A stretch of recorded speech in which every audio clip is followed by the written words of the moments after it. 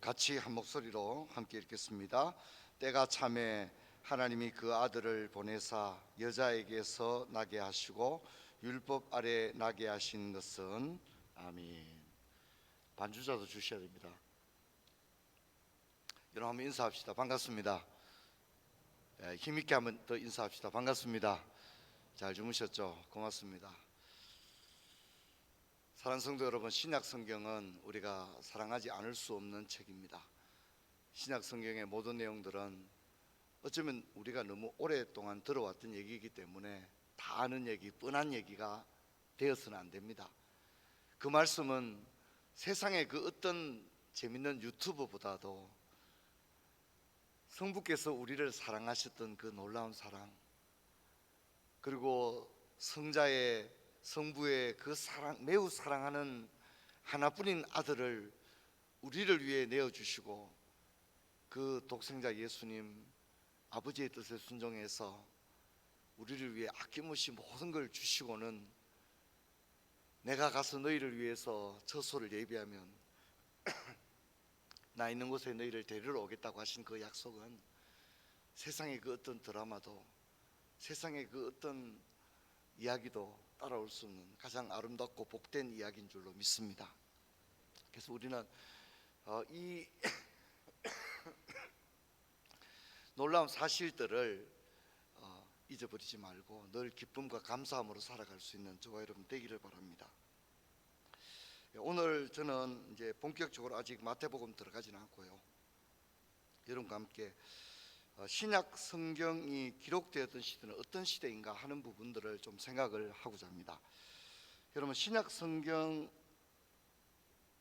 성경에는 두 개의 큰 중간기가 있습니다.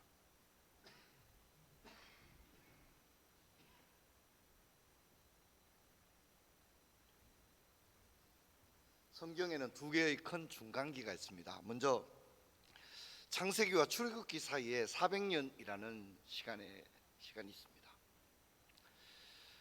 이제 애굽에 종살이 하던 때의 이야기죠. 그러나 그때의 이야기는 그냥 뭐 노역이 힘들었다 하는 정도만 기술이 되고 있습니다. 400년, 여러분 400년입니까? 430년입니까? 430년이죠, 그죠? 그런데 성경에 보면 두 가지 기록이 다 있습니다. 400년이라는 기록도 있고 430년이라는 기록도 다 있습니다. 그래서 이제 400년 동안 종노릇하리라 이렇게 말했는데 나중에 기록은 뭐라고 나오죠? 430년 동안 종살이를 했다, 이렇게 결론을 짓고 있는 거죠. 그러니까 하나님께서 400년을 종살이하리라 했는데 실제로는 430년을 종살이했다. 저기 400년이라고 기록한 것은 여러분이 좀 안 잊어먹게 잘 기억하라고 저렇게 한 겁니다. 실제로는 430년. 그리고 말라기 성경으로부터 마태복음이 나오기까지가 또 400년의 시간이 있었습니다. 두 개의 큰 중간기가 있었다, 이렇게 이해를 하면 되겠습니다. 그런데 여러분, 예수님은 왜 로마 시대에 오셨을까요? 뭐 다른 시대에 올 수도 있지 않습니까? 근데 왜 예수님 로마 시대에 오셔야 했을까 하는 부분을 여러분과 함께 생각을 하고자 합니다. 오늘 우리가 읽었던 갈라디아 4장 4절이 그 얘기를 하는 겁니다. 때가 참에 오셨다는 겁니다. 그냥 우연히 온 게 아니라는 겁니다. 때가 참에, 이 때가 참에라는 말을 이제 우리 설교도 많이 들어봤을 겁니다. 카이로스의 시간이다, 질적인 시간이라는 거죠. 크로노스의 물리적이고 어떤 치수적인 그런 시간이 아니라 메시아가 오시기에 모든 조건이 완벽하게 갖추어진 때에 주인공인 예수님이 나타나셨다는 것입니다. 그래서 이 때가 참에라고 하는 갈라디아 4장 4절에 이 때를 카이로스의 시간이 찼기 때문이다, 그렇게 얘기합니다. 근데 여러분, 이 때가 찼다는 말은 메시아에게만 적용이 되는 게 아니라 우리의 인생에도 적용이 될 줄로 믿습니다. 하나님의 때가 찼을 때 모든 일이 일어나는 것입니다. 하나님의 정한 때가 있다는 것을 잊지 말아야 됩니다. 그래서 성자이신 메시아 하나님인 그분이 이 땅에 오는데 아무렇게나 아무 시간이나 아무 시대나 오는 게 아니었습니다. 메시아가 이 땅에 오실 모든 조건이 가장 충만한 때에 오셨다. 그게 로마 시대였다는 겁니다. 왜 로마 시대였는가? 여러분, 예수님이 오심으로 여러분 잘 아는 대로 역사의 분기점이 이렇게 생기게 되었습니다. 예수님이 오시기 이전을 우리가 주전, BC라고 하죠. 주전.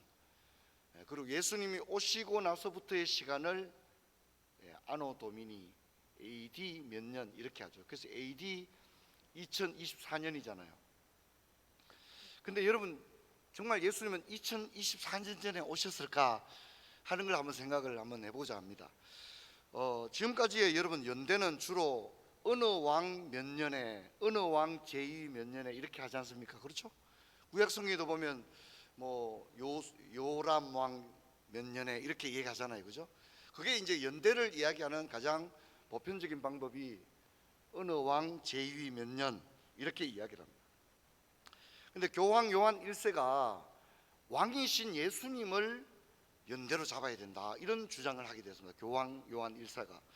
그래서 이제 예수님이 태어난 해를 한번 조사를 해보자, 이렇게 일을 맡기게 되고, 이 조사한 사람이 수도사였던 디오니시우스 엑시구스라고 하는 뭐 나름대로 뭐 수학, 신학, 천문학 이런데 조예가 있는 그런 수도사가 면밀히 조사를 했습니다. 예수 몇 년에 태어나셨을까?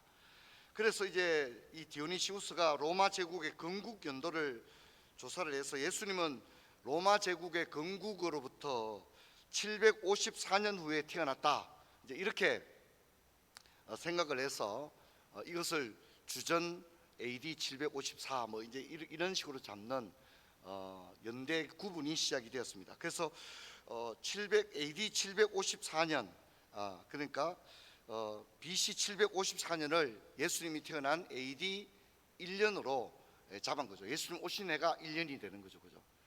뭐 굉장히 나쁜 의도는 아니에요. 그렇죠? 그죠? 예수님이 오셨으니까 예수님을 중심으로 연대가 기록되어야 된다, 이런 생각을 했는데, 이제 문제는 이 디오니시우스가 계산을 잘못한 겁니다. 후대 학자들이 연구해 본 바에 의하면 로마 제국의 건국 연도는 750년, 주전 750년으로 봐야 한다 하는 것에 어떤 이견도 없습니다. 뭐 거기에 대해서 맞다 틀렸다 얘기하지 않습니다. 그게 맞다. AD 750년을 로마 제국의 실제 건국일로 봐야 한다. 우리나라도 뭐 건국 이렇게 논쟁들이 있는데요. 이제 여러분, 그렇게 되면 무슨 문제가 생기죠? 예수님은 AD 1년에 태어난 게 아니라 뭡니까? BC 4년에 태어나게 되는 거예요. 그래서 여러분들 혹시 이제 관심 있는 분들은 뭐 무디 성경 주석이라든가 이런 거 보면 예수님이 AD 3년 혹은 AD 4년에 태어났다 이렇게 주석이 되어 있을 겁니다, 아마. 그러면 여러분들 너무 용감하면 안 됩니다. 그때는 그게 맞다고 얘기를 해줘야 됩니다. 그래서 이제 우리 예수님이 태어난 해를 이 디오니시우스가 측정했지만 틀린 것으로 본다는 거죠. 그래서 예수님은 실제 AD 1년에 태어난 게 아니라 이 연도에 의하면 어떻게 해요? BC 오히려 3년이나 4년에 태어났다. 그래서 대부분의 주석을 보면 그렇게 주석을 평가를 하고 있습니다. 혹시나 교회를 40년 다녔는데 어디 가서 이런 이야기가 나왔을 때 정확하게 이야기를 해주실 수 있도록 그러면 좋겠습니다. 자, 여러분, 그러다 보니까 이제 이 후대 학자들이 연구한 바에 의하면 이 연대 산출이 틀렸기 때문에 그 연대 측정 시스템을 중간에 바꾼다는 건 어렵게 된 거죠. 그죠? 왜 그렇게 되면 역사를 다 다시 써야 되니까. 그래서 틀린 AD 역사를 지금 우리가 쓰고 있다. 그래서 이 역사를 본다면 사실 예수님이 몇 년에 태어나신 거죠? 지금 AD 2024년이 아니라 어떻게 되죠? AD 2020년이다. 이렇게 생각을 하면 되겠습니다. 여러분, 마태복음 2장 1절을 보면 헤로드 왕 때 예수께서 유대 베들레헴에서 나심에 동방에서부터 박사들이 예루살렘에 이르러라고 말합니다. 헤로드 왕 때에 태어났다라고 말합니다. 여러분, 유대가 로마의 식민지로 있을 때에 그때가 로마 시대이죠. 그래서 예수님은 로마 시대에 태어났는데 왜 로마 시대에 태어났느냐 하는 데 대해서는 몇 가지 그래도 여러분들이 이야기를 할 수 있어야 됩니다. 첫 번째는 중간기 시대에 큰 변화가 있었다는 겁니다. 여러분 우리 구약에서부터 신약으로 이어지는 큰 제국들이 있습니다. 여러분 어떤 제국이 있죠? 첫째는 우시아가 있죠, 그죠? 뭡니까? 아시리아가 있습니다. 아시리아. 그 다음에 바벨론이 있습니다. 바벨로니아. 그 다음에 페르시아가 있습니다. 그 다음에 그리스, 그 다음에 로마가 있습니다. 실제로 유대는 로마의 지배를 받은 게 아니라 그리스의 지배를 받습니다. 그러고 난 다음에 그리스가 로마에 의해서 멸망하니까 이어서 또다시 로마의 지배를 받는 이 연속선상에 있게 되는 겁니다. 자, 그런데 중간기에 말라기부터 마태복음까지 이 400년이라는 시간 사이에 저런 변화가 있었던 거죠. 페르시아 제국이 무너지고 그리스 제국이 들어서고, 그리스 제국의 알렉산더 대왕이 죽고 난 다음에 로마가 들어서는 요 시간까지의 이야기가 말라기부터 마태복음까지 이야기인데, 요 이야기는 성경에 나오지를 않는다는 겁니다. 그래서 제가 내일에 요 400년 동안 있었던 마카비 왕조 시대에 어떤 일이 있었는지에 대해서 여러분과 함께 살펴볼 수 있는 시간을 가지도록 하겠습니다. 여러분, 예수님은 때가 찬 로마 시대에 왔는데, 로마 시대에 온 이유는 가장 큰 이유는 언어의 통일입니다. 언어의 통일. 로마가 했던 가장 중요한 일은 넓은 로마 제국의 영토 안에 언어를 헬라어라고 하는 단일 언어로 빠르게 통일시켰다는 겁니다. 그리고 서민들이 썼던 이 헬라어는 종류가 많습니다. 뭐 행정이나 법을 다루는 아주 고급 헬라어가 있고, 서민들이 뭐 돈을 거래한다든가 일상 대화를 나누는 아주 쉬운 코인의 헬라어도 있습니다.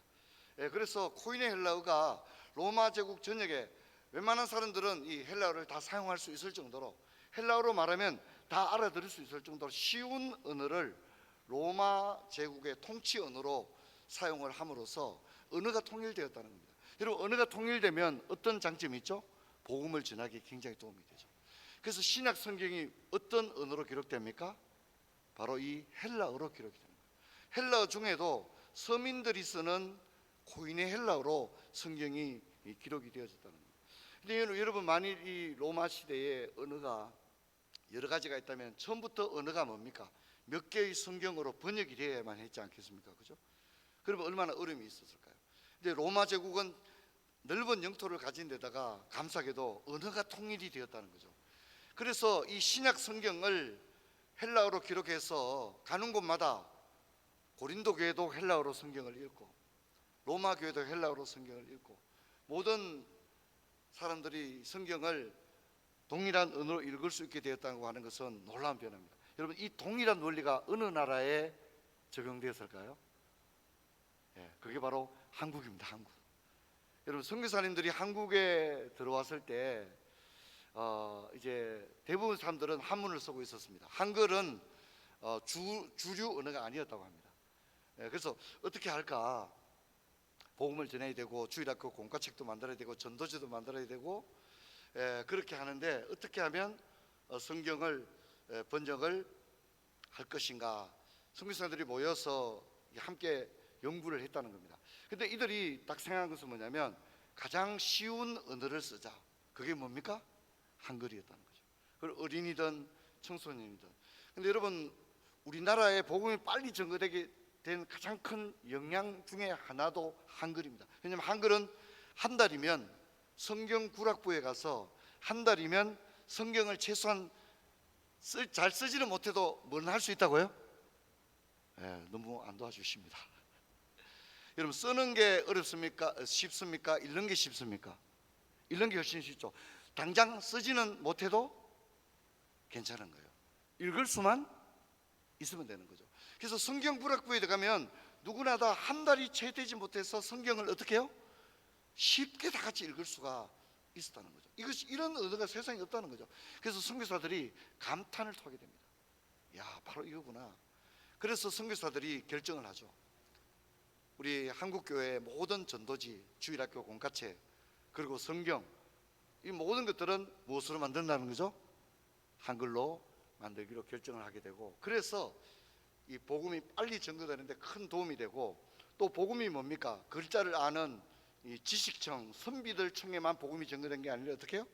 모든 계층의 복음이 전거되게 되었습니다. 이 처음에 한글 성경을 만들 때만 해도 우리 한글은 띄어쓰기가 없었습니다. 띄어쓰기. 그런데 띄어쓰기가 없으면 안 되잖아요, 그죠? 그래서 선교사님들이 제안을 하게 되죠. 그래서 띄어쓰기를 처음으로 도입을 하게 됩니다. 그래서 이 한글은 이 선교사님들에 의해서 기독교 복음이 전거되는 과정에서 한글이라고 하는 하나의 언어 체계가 아주 고등한 언어 체계로 발전되는데 아주 결정적인 영향을 끼치게 되었습니다.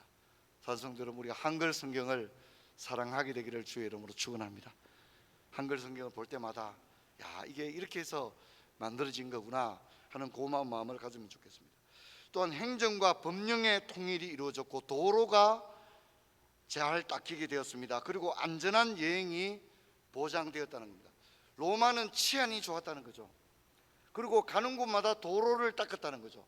여러분, 그 잘 닦인 도로, 마차, 여러분, 이런 도로를 통하여 바울은 1차부터 4차 전도 여행까지 전도 여행을 하는데 어려움이 없었다는 겁니다. 그리고 법령이 아주 법이 잘 지켜졌다는 거죠. 그래서 로마 시민권을 가지고 있는 사도 바울을 함부로 할 수가 없었다는 겁니다. 여러분, 만약 그렇지 않고 치안이 좋지 못했다면 어쩌면 사도 바울은 킬러들에 의해서 일찍이 죽었을 겁니다. 그리고 복음을 다 전해보지도 못했을 것입니다. 하지만 이 행정과 법령이 통일되고 도로망이 잘 닦이고 안전한 여행이 보장되었기 때문에, 그리고 법에 의해서 모든 게 집행이 되었습니다. 그렇기 때문에 복음이 전거되는데 아주 큰 도움이 되었다는 것입니다. 그리고 여러분, 이렇게 오랫동안 그리스 로마의 지배를 받았던 유대인들 입장에서는 메시아의 등장을 이들이 대망하게 되었다는 겁니다. 그래서 다윗 왕조의 회복을 기다렸습니다. 그래서 누구나 다 다윗의 자손 메시아가 올 것이다, 메시아는 다윗의 자손에서 올 것이라고 하는 그런 메시아 대망 사상을 가졌다는 겁니다. 이렇게 정치적으로 사회적으로도 메시아가 올 수 있는 그 때, 카이로스의 때가 찼을 뿐만 아니라 사람들의 마음에도 메시아가 왔으면 좋겠다고 하는 영적인 어떤 환경도 모든 사람들의 마음에 조성이 되어 있었다는 겁니다. 그래서 예수님이 온 겁니다. 성도 여러분, 천하 범사의 때가 있습니다. 로마 시대야말로 메시아가 오실 바로 때가 찬 그때였습니다. 여러분, 우리의 인생도 하나님의 정하신 때가 있는 줄로 믿습니다. 여러분, 베드로전서 5장 6절을 우리 같이 한번 읽도록 하겠습니다. 그러므로 하나님의 능하신 손 아래서 겸손하라. 때가 되면 너희를 높이시라. 할렐루야. 때가 있다는 겁니다. 지금은 보라, 지금은 은혜 받을 만한 때요 구원의 날이로다 라고 말합니다. 지금은 잠잘 때가 아니요라고 말합니다. 여러분, 때가 있음을 성경은 우리에게 계속해서 이야기합니다. 때가 있다는 겁니다. 은혜 받을 때가 있다는 겁니다. 지금은 술 취하여 있을 때가 아니라고 말하고 있습니다. 때가 있는 것입니다. 우리 인생에 중요한 때가 있는 것입니다. 여러분, 그래서 우리 모두가 믿음으로 달려나갈 때에 어쩌면 이번 40일 특세 가운데서 여러분 눈앞에 보이는 기도만 하지 않게 되기를 주의 이름으로 축원합니다. 아멘. 그거 합시다. 할렐루야. 제가 이제 어제도 그런 말씀드렸죠. 자녀를 위해 기도할 때 부모 수준의 기도만 하지 말라고 했습니다. 여러분이 상상도 하지 못할 수준의 기도를 올려드리면 좋겠어요. 하나님 아버지, 우리 아이 그냥 뭐 대학 잘 가고 군대 잘 갔다 오고, 당연히 그렇게 해야죠. 그러나 그 이상의 기도를 하십시오. 하나님, 우리 아이가 선조 때 가졌던 그 신앙 위에 굳건히 서서 믿음의 명문 가문을 일으키는 하나님이 쓰시는 귀한 자녀가 되게 하여 주옵소서. 할렐루야. 할렐루야. 그런 마음을 가지고 기도하시길 바랍니다. 여러분, 오늘 우리가 나와서 기도할 때도 뭐 당장에 감기 좀 낫게 해주세요, 그렇게 기도해야죠. 여러분, 또한 기도할 때 하나님, 내가 무슨 기도를 해야 되겠습니까? 그리고 하나님, 지금 내가 정신 차리게 해주시고 하나님이 주신 이 젊음의 때에 내가 어떻게 살면 좋겠습니까? 하나님, 내가 뭘 해야 되겠습니까? 아버지 앞에 갔을 때 잘했다 칭찬 들을 수 있는 그런 저와 여러분 될 수 있도록 하나님 앞에서, 하나님, 내가 이번 40일 동안에 어떤 기도를 드리면 좋겠습니까? 그리고 하나님, 뭐 저에게 뭐 좀 말씀하시고 싶은 게 없으십니까? 저한테 뭐 좀 지적해 주시고 싶은 게 없으십니까? 저한테 좀 가르쳐 주고 싶으신 것, 저로 하여금 좀 깨닫게 하고 싶으신 거 없습니까? 하나님 저에게 지혜를 주셔서 하나님의 뜻을 깨닫게 하여 주옵소서. 할렐루야, 할렐루야. 그걸 깨달아야 하는 거죠. 아, 그렇구나. 내가 지금 정신 차릴 때구나. 지금이야말로 내 인생의 가장 좋은 때구나. 내가 지금 돈이 얼마가 있고 건강 상태가 어떻고, 그게 중요한 게 아닌 겁니다. 인생의 가장 중요한 때를 놓치지 않게 되는 그런 은혜가 저와 여러분에게 있기를 주의 이름으로 축원합니다. 제가 기침을 많이 해서 너무 죄송합니다. 우리 찬양 한번, 우리 박주면서 힘있게 한번 찬양 드리고 통성으로 기도하겠습니다.